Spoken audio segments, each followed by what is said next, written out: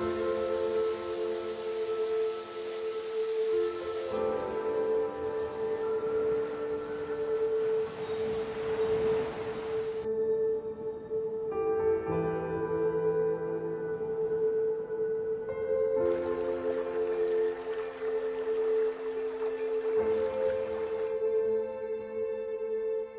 vi outro anjo voar pelo meio do céu, tendo consigo o Evangelho eterno, para o proclamar aos que habitam sobre a terra, e a toda nação, e tribo, língua e povos, dizendo com grande voz: Temei a Deus e dai-lhe glória, pois é vinda a hora do seu juízo.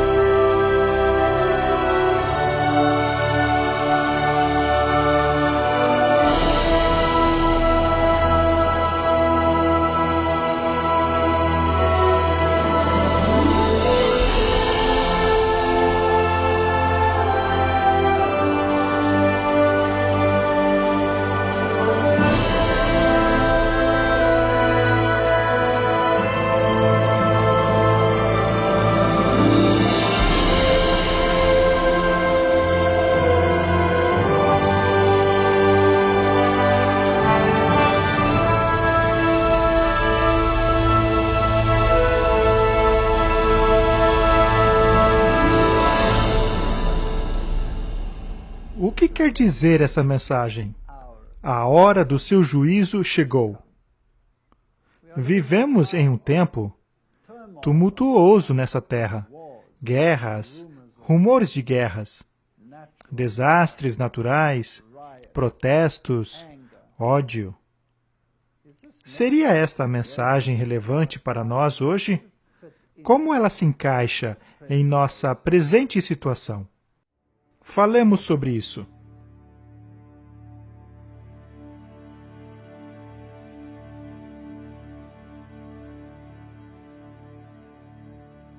Que história espetacular! João estava lá na ilha de Patmos, preso a um ambiente árido e hostil. Nós também vivemos em situação semelhante. Também vivemos em um mundo árido e hostil. E lá ele recebeu a visão. Eu imagino o que passou pela mente dele ao contemplar ciclo após ciclo de eventos contínuos e históricos. E após tudo aquilo, ele presencia a última batalha entre o bem e o mal. Se voltarmos um pouco antes de Apocalipse 14, ali no capítulo 13 e no capítulo 12, e até mesmo no capítulo 11, vemos a descrição deste grande clímax histórico. Vemos bestas surgirem do fundo do abismo, do mar e até mesmo da terra. E ao consultarmos Daniel, vemos que estas bestas são reinos. 4 bestas são mencionadas em Daniel capítulo 7. No total, as bestas têm 7 cabeças. A primeira besta que ele vê possui uma cabeça, que é Babilônia. Chegando então na era da Medo-Pérsia, vemos que o urso que erguia um de seus lados também tinha apenas uma cabeça. E ao chegarmos no período grego, temos o leopardo que tinha 4 cabeças, pois o Império Grego foi dividido em 4 após a morte de Alexandre o Grande. O império teve que ser controlado por seus 4 grandes generais. Então chegamos à besta terrível que tinha 10 chifres e uma cabeça. E também encontramos essa besta conglomerada em Apocalipse 13, em que uma besta surge do mar, que tinha 7 cabeças. Este é o número das cabeças que encontramos em Daniel capítulo 7. A primeira besta tinha uma cabeça, a segunda uma também, a próxima 4 e a próxima uma, dando um total de 7. Os 10 chifres denotam que é uma besta conglomerada. Isso também nos revela algo sobre esse último poder, que haveria de confrontar o Evangelho eterno de Deus. Este último poder é um sistema político-religioso. Ele tem componentes babilônicos, pois fala com a boca do leão. Tem elementos Medo-Pérsia. Ergueu-se sobre o pé da Medo-Pérsia, pois possuía os pés de urso. E os reformadores identificaram esse sistema como Roma. Viram que esse sistema tem elementos babilônicos. Ele possuía o aspecto da adoração da mãe e do filho, que teve origem na grande Semíramis e seu filho Tamuz. Isto faz parte da história da Babilônia. E então veio o mitraísmo da Medo-Pérsia, o sistema adorador do sol, e cuja estrutura foi firmado. É por isso que o sistema se firma nestes pés. Mitra era a unha e carne do sistema de adoração romano. Ele também foi incorporado neste sistema.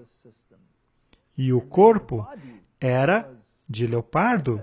Este é o componente grego, a filosofia grega, a filosofia da lei natural, ao invés da filosofia da moralidade pregada pela Bíblia.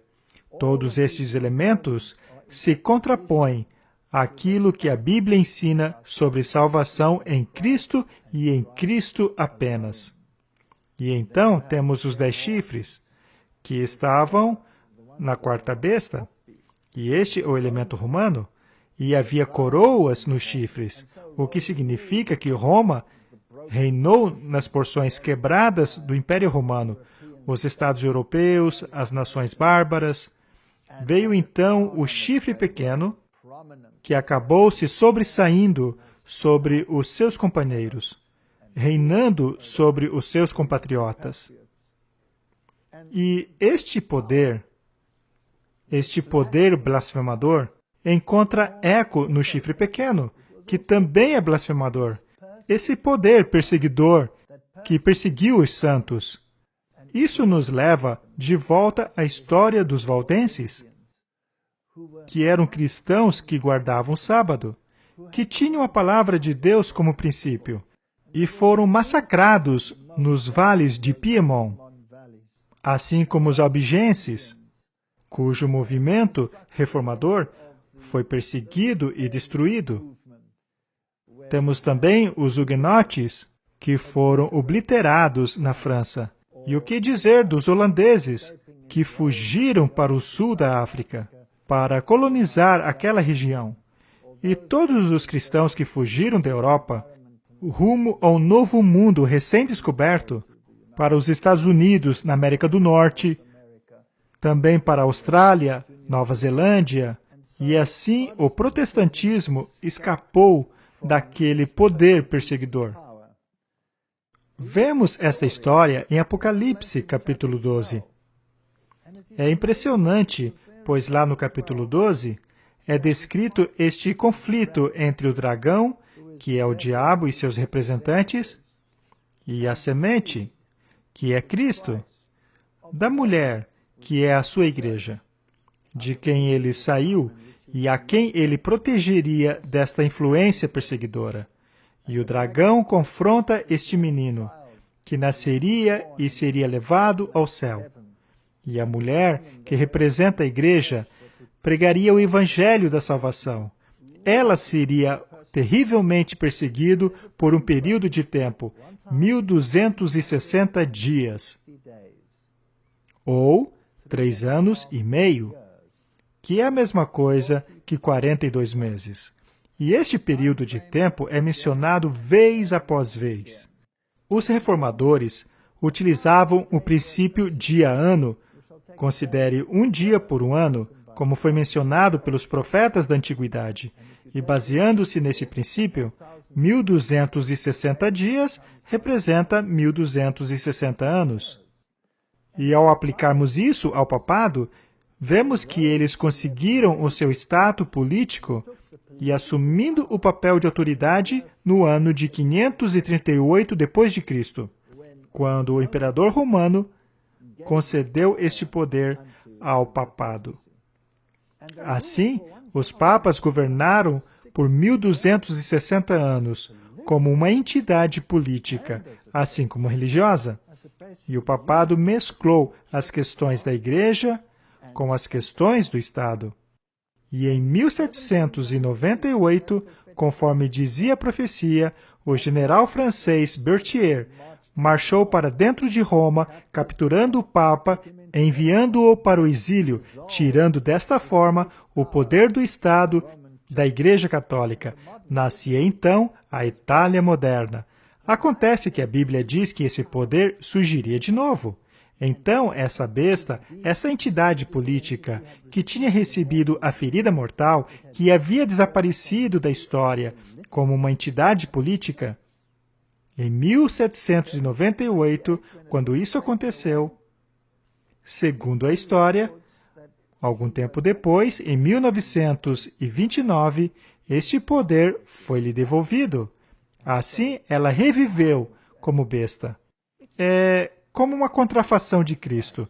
Cristo também recebeu uma ferida mortal e morreu e ressuscitou.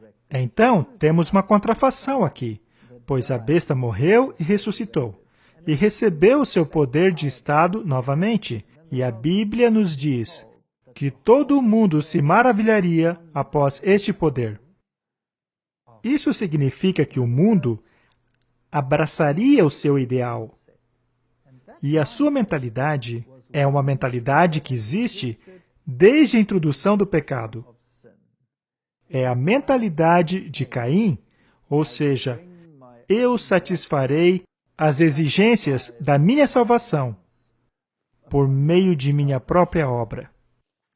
E assim, Apocalipse 12 descreve este conflito entre estes dois poderes, o dragão e as suas forças, e a semente da mulher, Jesus e suas forças. E vemos que a besta de Apocalipse 13 recebe o seu poder do dragão. Portanto, esta guerra, descrita em Apocalipse capítulo 12, acabou por se esmaecer depois dos 1260 anos. Mas o Evangelho de Deus é eterno, ele não esmaece. Portanto, ele seria reavivado. E em um determinado momento da história, ao final do período dos 1260 anos, tem início um novo movimento que iria restaurar aquilo que foi destruído nesse conflito. E lemos em Apocalipse 12, versos 17, e o dragão enfureceu-se contra a mulher, ou seja, a Igreja de Deus, e saiu para fazer guerra contra o remanescente de sua semente, ou seja, aquilo que restou após os 1260 anos de perseguição. A Bíblia, então, dá uma característica deste povo. São aqueles que guardam os mandamentos de Deus e têm o testemunho de Jesus Cristo. Mais adiante, esse testemunho é identificado como sendo o dom de profecia. Que introdução fascinante! Mas que mensagem esta última mulher traria? Esta mulher que guarda os mandamentos de Deus, e o que tudo isso teria a ver com o Evangelho eterno?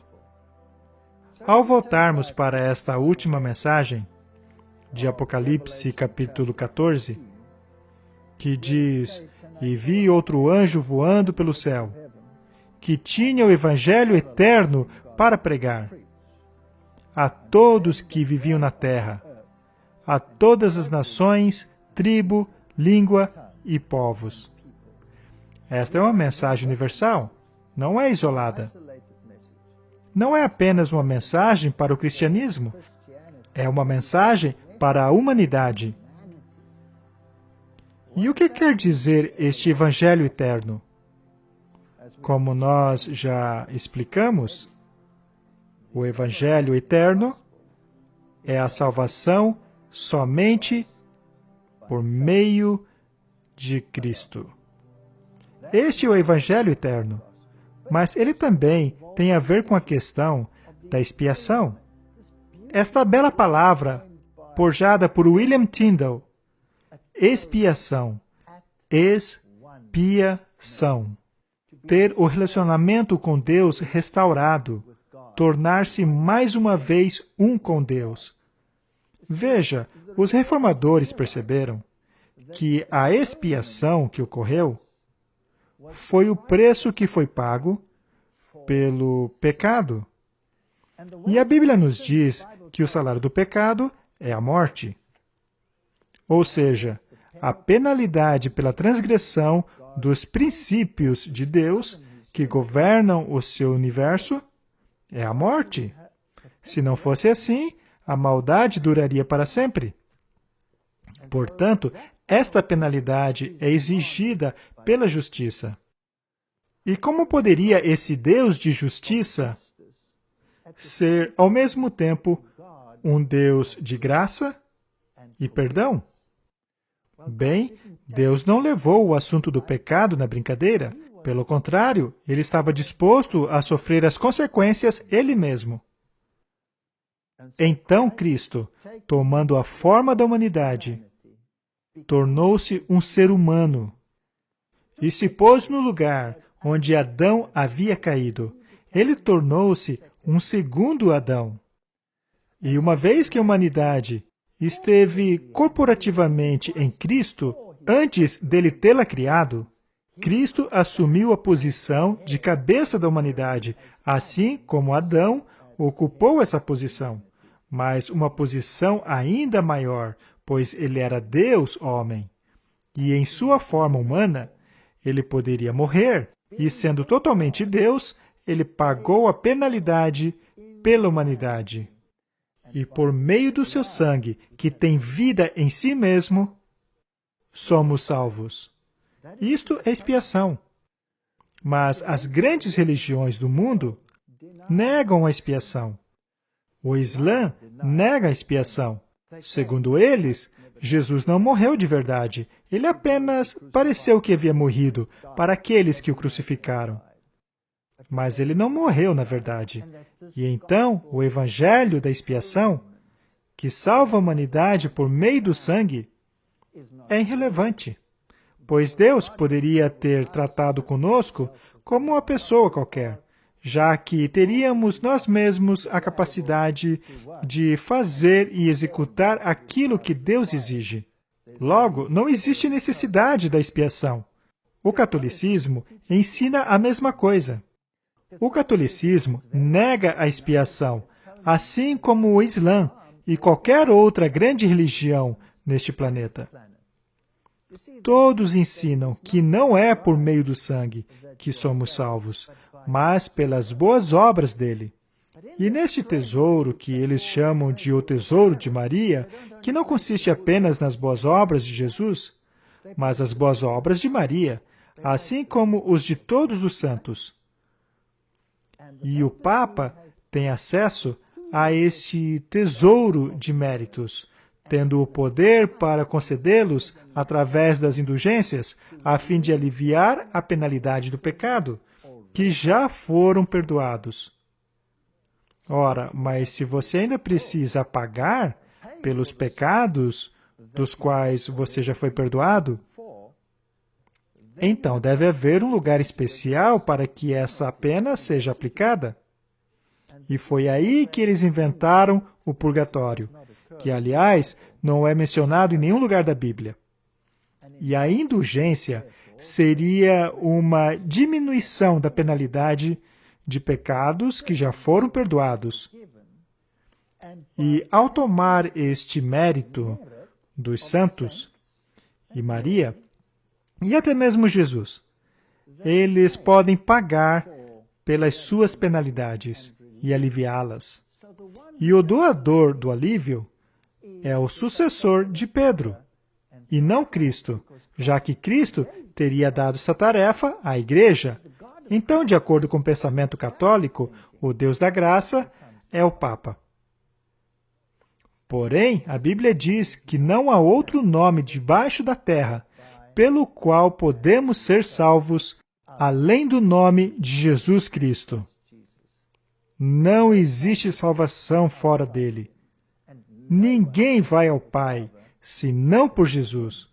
E este sistema, que incorpora tantos elementos, tantas pessoas, que supostamente foram boas, enquanto a Bíblia diz que não há pessoas boas. A nossa natureza é caída. Não podemos pagar em nada a nossa própria salvação. A salvação vem completamente fora de nós. E este conflito tem sido travado desde o início e há de atingir um clímax no fim dos tempos. Sendo assim, só podemos nos apropriar da salvação ao nos agarrarmos a ela pela fé, pois a fé é a substância, a realidade daquilo que se espera, a evidência daquilo que não se vê. Este Evangelho eterno deve ser pregado mais uma vez. Ele foi pregado por Abel, foi pregado também pelo sistema judaico do santuário, pois no Antigo Testamento não eram salvos por guardar os mandamentos. Você só era perdoado se trouxesse um cordeiro e colocasse a sua mão sobre a cabeça, confessando os seus pecados, sobre a cabeça do cordeiro, e assim o inocente cordeiro morria em seu lugar, por causa do seu pecado. Isto era uma ilustração do Cordeiro de Deus que tiraria o pecado do mundo. Isto havia sido pregado em Tipo naquela época já, e então foi redescoberto pelos reformadores. Eles pregavam que a salvação era somente por meio da fé. E isso contrariou Roma, já que Roma ensina que somos salvos pelas nossas obras, que as obras de nossas mãos, assim como Caim pensava, era o meio para a salvação. Portanto, o Concílio de Trento declarou que a crença da salvação apenas pela fé era anátema. Então, todos esses cânones que foram expostos no Concílio de Trento lidavam com este assunto, e esta luta foi travada, e milhões de santos acabaram morrendo por causa da Inquisição, da perseguição e das guerras que aconteceram por causa dessa pequena palavra, somente. Somente pela fé. Os reformadores, eventualmente, tendo se espalhado naquelas terras desocupadas e tendo descoberto a paz, mas será que eles acabaram sucumbindo em relação a isso? Bem, conforme o tempo passou, o processo de ecumenismo começou. E a primeira organização ecumênica multidenominacional foi fundada no ano de 1844. Ela foi a Associação dos Jovens Cristãos. Era um movimento interdenominacional. E daquele tímido começo, o processo de reunificar aquilo que foi separado na Reforma Protestante começou. Então, foram feitas concessões após concessões.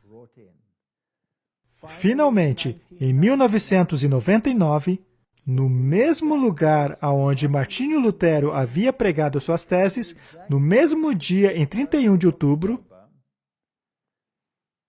os luteranos e católicos assinaram uma declaração conjunta sobre a justificação. Esse documento foi tão cuidadosamente escrito que qualquer um que o leia vai achar que ele está em harmonia com os atributos da Bíblia. Mas a grande verdade é que, escondidos atrás de palavras muito bem escolhidas, temos os atributos de Roma. No documento é dito que juntos confessamos que é somente pela graça, por meio das obras salvadoras de Cristo, somos aceitos por Ele e justificados. Eles também levantaram a questão do batismo. Tendo recebido esta justificação por meio do batismo, o que não está de acordo com a Bíblia, já que é por meio da fé que obtemos a justificação. Portanto, dizer somente pela graça não é a mesma coisa que somente pela fé. De acordo com o pensamento católico, a graça é oferecida através da sucessão apostólica, quando estes dão uma indulgência. Foi isso que o Papa Francisco fez quando concedeu indulgências a todos aqueles que seguissem o seu Twitter. Será então que apenas aqueles que têm um smartphone têm condição de receber o alívio da punição por pecados já perdoados? Então, a questão da indulgência mudou. O protestantismo aceitou uma definição espúria da justificação.